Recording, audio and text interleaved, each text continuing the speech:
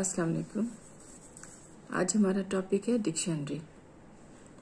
Dictionary लातीनी ज़बान के लफ्ज़ डिक्टो से निकला है। डिक्टो के मायने हैं लफ्ज़ या जुमला।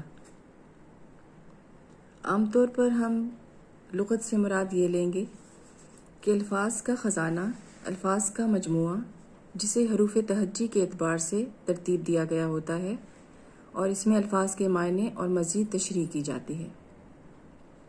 इसकी तारीफ़ें देख लेते हैं। लुईस जोर्स कहते हैं, डिक्शनरी ऐसी किताब को कहा जाता है जिसमें एक ज़बान के अल्फाज और एक मज़मून की इस्तिलाहात किसी ज़ाब्ते के तहत आम तौर पर हरूफ तहज्जी के एतबार से अपने मज़मून और इस्तेमाल पर वजाहत के साथ मौजूद हो। ऑक्सफोर्ड इंग्लिश डिक्शनरी इसकी यूँ वजाहत करती है, वो किताब जिसमें किसी ज़बान के अल्फाज की सही तक़लीदी तलफ़ुज़, मफ़हूम, इस्तेमाल और उनके मुतरादिफ अल्फाज का मजमुआ, माख़ज़ और तारीख़ दी गई हो या कम अज़ कम उनमें से एक दिया गया हो। अल्फाज की तरतीब अमूमन हरूफ तहज्जी के एतबार से होती है। यानी डिक्शनरी से मुराद एक ऐसी किताब आप लेते हैं जिसमें हम अल्फाज के मायने देखते हैं और उसकी मज़ीद तशरीह भी की गई होती है। तशरीह क्या की गई होती है? यानी हम अल्फाज, कलमात, इजहार के लिए डिक्शनरी को इस्तेमाल करते हैं। अल्फाज के तलफ़ुज़ देखने के लिए देखते हैं, हिज्जे और तक़सीम अल्फाज को देखते हैं, अल्फाज की इब्तदा और माख़ज़ यानी अल्फाज की तारीख़ देखने के लिए हम डिक्शनरी को देखते हैं। अल्फाज के इस्तेमाल का तयन करने के लिए उसमें जुमले मिसाल के तौर पर दिए गए होते हैं कि आप इन अल्फाज को जुमलों में किस तरह से इस्तेमाल कर सकते हैं।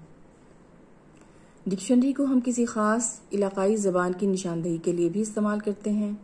मुतरादिफ, मुतज़ाद और एक जैसे अल्फाज को देखने के लिए भी इस्तेमाल करते हैं। लुग़त को हम मुख़फ़्फ़फ़ात, इशारात, अलामात का तयन करने के लिए भी देखते हैं और बड़े लोगों के अक़वाल जानने के लिए भी लुग़त ही का इस्तेमाल किया जाता है। आपको गैर मुल्की इस्तिलाहात देखनी हो तो आप डिक्शनरी ही कंसल्ट करेंगे। डिक्शनरीज आपके पास बहुत सी हैं। मार्केट में आप डिक्शनरी लेने जाते हैं तो आपको बहुत सी अक़साम मिलती हैं। इसको डिस्कस कर लेते हैं। जनरल डिक्शनरी यानी आम डिक्शनरी, जो आम अल्फाज के मायने और उसकी तशरीह पर मुश्तमिल होती है, जैसे कि ऑक्सफोर्ड इंग्लिश डिक्शनरी, जैसे कि फेरोसन्स उर्दू डिक्शनरी। इसमें तमाम आम अल्फाज शामिल होते हैं, चाहे उनका ताल्लुक ज़िंदगी के किसी भी शोबे से हो। सब्जेक्ट डिक्शनरी, ग्लॉसरी भी कहते हैं इसको, ये किसी ख़ास मज़मून की डिक्शनरी होती है जिसमें किसी मज़मून के अल्फाज और इस्तिलाहात के मायने वग़ैरह तफ़सीलन बताए गए होते हैं। मसलन new Webster's dictionary of science and technology, McGraw Hill dictionary of science and technology, ALA glossary of library science. ALA glossary of library science में लाइब्रेरी साइंस की टर्म्स यानी इस्तिलाहात, अल्फाज को बड़ी वसी तरीके से बयान किया गया है। आपको इसमें तारीफ़ें मिल जाती हैं। इंसाइक्लोपीडिक डिक्शनरी, ये तफसीलन डिक्शनरी होती है जिसमें आपको अल्फाज के मायने और तशरीह बहुत तफसीलन मिल जाएगी। ऑक्सफोर्ड इंसाइक्लोपीडिक डिक्शनरी मेरे पास है। एडवांस लर्नर डिक्शनरी ऑक्सफोर्ड की है ये और इसमें बहुत अच्छी तफसील दी गई है। नेक्स्ट है लैंग्वेज डिक्शनरी। इसकी काइंड्स देख लेते हैं।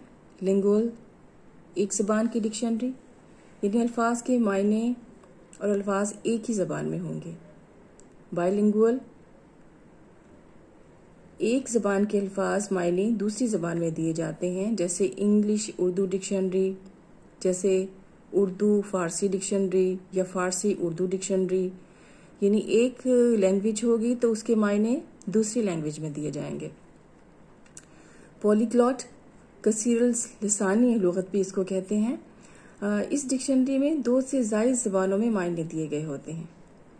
यानी एक लफ्ज़ है तो उसके मायने 2-3 ज़बानों में मायने दिए जाएंगे। इस तरह से आप आसानी से डिक्शनरीज को कंसल्ट कर सकते हैं मुख्तलिफ मायनों के लिए और उनकी तशरीह के लिए। तो ये है डिक्शनरी की तारीफ और इसकी तफसील। उम्मीद है आपको समझ आ गई होगी। अगर नहीं आती तो आप मैसेज करके मुझसे पूछ सकते हैं। Thank you.